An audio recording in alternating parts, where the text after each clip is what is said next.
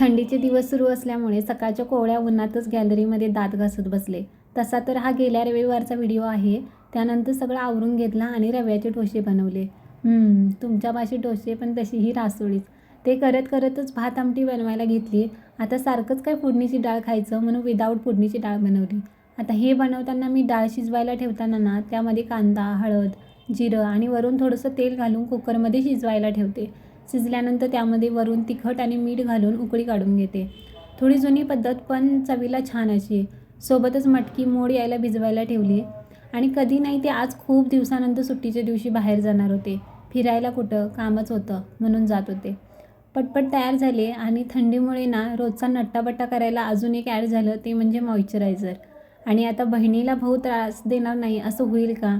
सवयीचा गुण अजून काय. ऑफिसचं वातावरण म्हणजे एकदम मनालीच, त्यामुळे रोज जॅकेटची सवय लागलीच.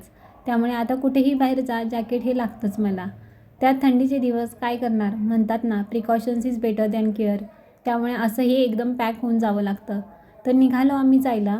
दिवस तसा सुट्टीचा, पण ही रोडवरची गर्दी बघून वाटलं बहुतेक मीच एकटी सुट्टीच्या दिवशी घरी असते की काय. तेवढ्यात ते अशोक सराफांचे शब्द आठवले.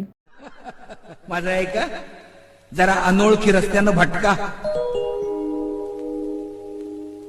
अनोळखी चेहरे ओळखीचे करा, अनोळखी आवाज, अनोळखी गंध, अनोळखी दृश्य, अनोळखी जगणी, अनोळखी माणसं सगळी ओळखीची करा. आणि असं कराल ना तर कमीत कमी 5 वर्षांनी तुमचं आयुष्य वाढेल. पण थांबा, थोडंसं ऐका. एका बाजूला हे ट्रॅफिक बघून असं वाटतं नको ते फिरणं, गप्प घरी राहावं. या ट्रॅफिकमधूनच आम्हाला बाहेर पडायला 20 ते 25 मिनटं गेली.